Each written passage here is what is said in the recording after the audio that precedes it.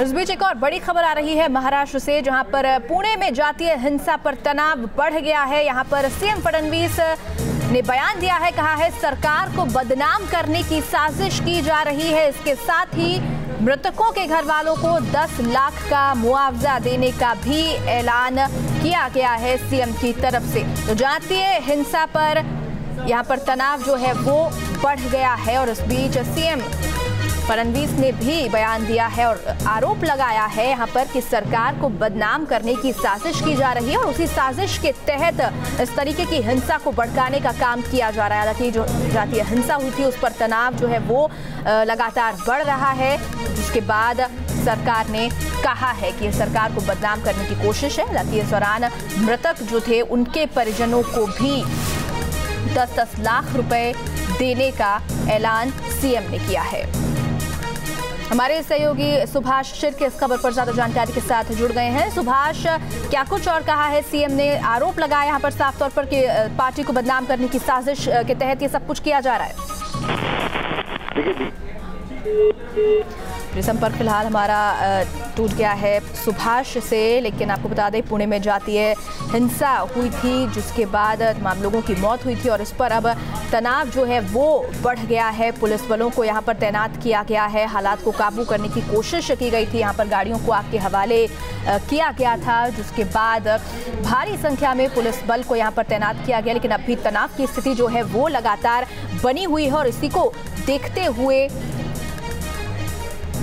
मुख्यमंत्री ने तमाम बातें कही हैं। क्या कुछ कहा है उन्होंने इस दौरान, ये भी एक बार सुन लेते हैं। हमने ये तय किया है कि ये जो पूरा इंसिडेंस है एक सोची समझी साजिश के तहत क्या ये किया गया, इसके ऊपर भी ध्यान देने की आवश्यकता है, क्योंकि अगर पुलिस इतने बड़े पैमाने पर वहां पर नहीं होती तो शायद बहुत गंभीर घटना भी वहां पर घट सकती थी। इसलिए ये प्रयास किया जा रहा है कि इसके जो तह तक हम लोग जाए और इसलिए हम माननीय उच्च न्यायालय को रिक्वेस्ट करेंगे और माननीय उच्च न्यायालय के सिटिंग न्यायाधीश के माध्यम से इसकी न्यायिक जांच की जाएगी। साथ ही में जो हत्या हुई है उसकी सीआईडी इंक्वायरी की जाएगी। हत्या में जो युवक है उनके परिवार को 10 लाख रुपए का मुआवजा राज्य सरकार की ओर से दिया जाएगा। और चलिए हमारे सहयोगी सुभाष शिर्के एक बार फिर से हमारे साथ जुड़े, उनका रुख कर लेते हैं। सुभाष, इस वक्त हालात वहां पर क्या है? क्या अब भी हालात तनावपूर्ण बने हुए हैं? क्योंकि सीएम ने भी यहां पर कहा है कि सरकार को बदनाम करने की साजिश की जा रही है।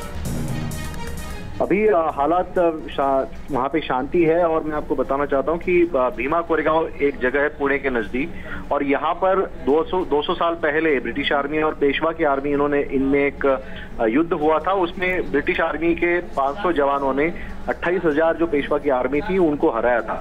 तो जो इसमें ब्रिटिश आर्मी जो थी उसमें ज्यादातर अछूत कास्ट के लोग थे और शेड्यूल कास्ट के लोग थे और ये लोग जो है डॉक्टर B.R. अम्बेडकर, बाबा साहब अम्बेडकर, इन्होंने एक वहाँ पे एक परंपरा शुरू की कि ये जो विजय दिवस है वहाँ पे मनाया जाए और उस हिसाब से 1 जनवरी को लोग वहाँ पे गए थे।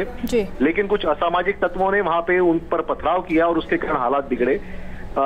मुख्यमंत्री ने यह कहा है कि अफवाहें बहुत फैलाने का प्रयास किया गया और दो समाज में जो वातावरण गंभीर हो जाए या वातावरण दूषित हो जाए ऐसी कोई तैयारी की गई थी, लेकिन पुलिस और बाकी लोगों ने शांति रखी है फिलहाल वहाँ पे। बिल्कुल, चलिए शुक्रिया फिलहाल सुभाष आपका।